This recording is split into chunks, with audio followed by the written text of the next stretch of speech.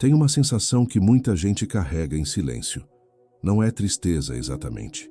Não é desânimo passageiro. É um cansaço que vai fundo. O tipo que não passa depois de uma boa noite de sono. Você acorda e já está esgotado. De segurar, de aparecer, de dar conta. E se você é cristão, esse cansaço vem acompanhado de algo pior. A culpa. Porque em algum momento alguém te ensinou que fé forte não cansa, que quem foi chamado recebe força para caminhar, que reclamar é falta de confiança em Deus. Então você engole, segura mais um pouco, finge que está bem. Mas e se a Bíblia contasse uma história diferente? Uma história em que o homem mais próximo de Deus, escolhido, ungido, chamado, chegou a um ponto tão baixo que pediu para morrer. E Deus não disse, tenha mais fé. Não disse, ore mais. Não disse nada do que você esperaria ouvir. O que Deus fez com esse homem? Imagine um deserto. Não o deserto romântico de filmes, com dunas douradas e pores do sol bonitos. O deserto real, poeira nos dentes, calor que não alivia à noite, o cheiro de centenas de milhares de pessoas acampadas juntas, sem saneamento, sem privacidade, sem fim à vista. É nesse cenário que Moisés está tentando liderar um povo inteiro. E o povo está chorando. Não um choro de tristeza profunda, um choro de birra.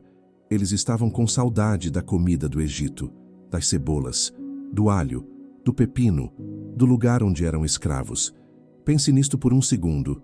Eles haviam saído da escravidão, tinham atravessado o mar, tinham visto o impossível acontecer e estavam chorando por comida. Moisés ouve esse choro vindo de todas as direções, cada família na porta da sua tenda reclamando ao mesmo tempo. Centenas de vozes, todas direcionadas a ele. E aí o texto faz algo que a maioria das leituras passa rápido demais. Moisés vai a Deus. Mas não vai com uma oração bonita, não vai com adoração. Vai com raiva, com exaustão, com uma pergunta que soa quase como acusação.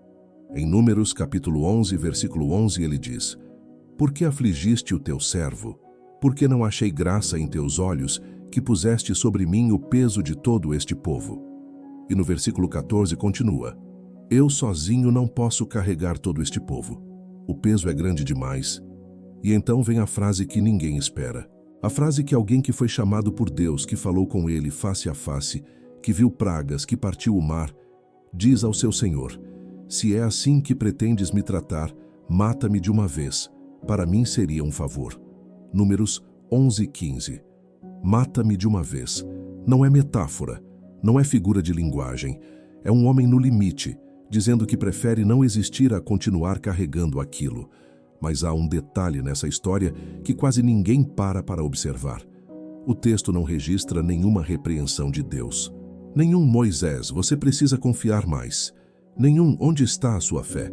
Nenhum julgamento, nenhuma correção, nenhum sermão. O que Deus faz é tão inesperado que muda completamente o sentido de tudo que vem antes. Existe uma leitura muito comum dessa história. E ela é compreensível. Faz sentido dentro de um certo jeito de ler a Bíblia.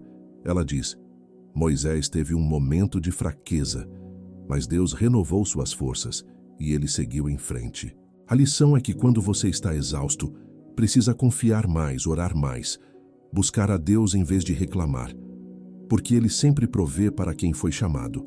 É uma leitura que tem boa intenção, que tenta proteger as pessoas do desespero, que quer apontar para a fé como recurso, mas ela deixa de fora algo que muda tudo, porque essa leitura, no fundo, usa a história de Moisés para dizer ao espectador o que ele não pode sentir. E aí vale perguntar, com toda a calma, e se o texto estiver fazendo o movimento exatamente oposto? Pense nisto. Existe diferença entre fraqueza e limite. Fraqueza é quando você tem capacidade e não usa. Limite é quando a capacidade acabou, de verdade. Quando Moisés diz, o peso é grande demais para mim, eu sozinho não consigo, ele não está descrevendo preguiça espiritual. Ele está descrevendo uma situação objetivamente impossível. Um homem, 600.000 pessoas, sem equipe, sem apoio, sem descanso, E se o problema de Moisés não fosse falta de fé, mas uma estrutura insustentável que ele estava tentando sustentar sozinho? Há uma passagem em Gálatas que quase passa despercebida nesse contexto. Cada um carregará o seu próprio fardo. Gálatas 6:5. Mas 3 versículos antes, o mesmo texto diz: carreguem os fardos uns dos outros. Gálatas 6:2. À primeira vista, parece contradição, mas olhe de novo. Existe o fardo que é seu, que só você pode carregar. E existe o peso que ultrapassa uma pessoa, que nunca foi feito para ser carregado por uma só. Moisés estava tentando fazer os dois ao mesmo tempo, sozinho. Pense nisto. Quantas pessoas você conhece, talvez você mesmo, que estão carregando o peso de uma família inteira, de um ministério inteiro, de uma responsabilidade inteira, e interpretam o esgotamento como sinal de que estão falhando com Deus? E se essa interpretação fosse o problema, não o cansaço em si? Existe uma ideia muito presente na cultura religiosa, nunca dita diretamente, mas transmitida em 1000 formas sutis, de que sofrimento suportado em silêncio é prova de fé madura, que pedir ajuda é fraqueza, que admitir o limite é duvidar da provisão divina, que um servo fiel não quebra. Moisés quebrou, em voz alta, na frente de Deus. E o texto bíblico não o pune por isso. Pense nisto, e se a oração mais honesta que você já fez, aquela que nunca saiu da sua cabeça porque parecia irreverente demais, fosse exatamente o tipo de oração que esse texto legitima? Porque o que Deus faz em seguida não é dar uma lição sobre perseverança. Ele faz algo muito mais concreto, muito mais humano, muito mais perturbador para quem esperava uma resposta espiritual. Então, o que Deus faz? Ele não dá um discurso sobre perseverança, não aparece em chamas para lembrar Moisés do chamado, não envia um anjo com uma mensagem de encorajamento. Ele diz: reúna 70 homens dos líderes de Israel. Números 11:16. 70 pessoas para dividir o peso. Não é metáfora, não é símbolo, é uma solução logística. Deus não consertou Moisés, Deus consertou a estrutura. Isso muda tudo, porque se o problema fosse falta de fé, a resposta seria espiritual. Mais oração, mais jejum, mais confiança. Mas a resposta foi: você está carregando o que nunca foi feito para uma pessoa só. E há algo nessa resposta divina que a religião muitas vezes tem dificuldade de aceitar. A ideia de que alguns problemas não têm solução espiritual, têm solução humana.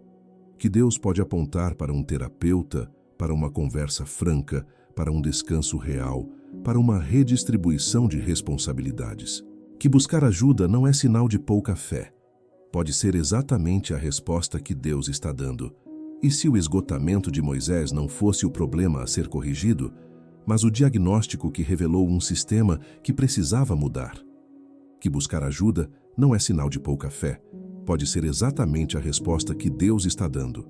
E se o esgotamento de Moisés não fosse o problema a ser corrigido, mas o diagnóstico que revelou um sistema que precisava mudar? Então, o que fazer com isso? Não estou propondo uma resolução. Estou propondo uma pergunta mais honesta. Se Deus respondeu ao colapso de Moisés consertando a estrutura ao redor dele, não o interior dele, o que isso diz sobre o que você está tentando resolver sozinho, em silêncio, há mais tempo do que deveria? Talvez a resposta não seja orar mais. Talvez seja falar com alguém, redistribuir, descansar de verdade, pedir ajuda sem sentir que está falhando com Deus. Deixa nos comentários, pode ser uma frase só. Qual é o peso que você está carregando que nunca foi feito para uma pessoa só? Se esse vídeo te fez enxergar essa história de um ângulo diferente, o próximo vai mais fundo, em outras passagens que a leitura rápida acaba deixando para trás.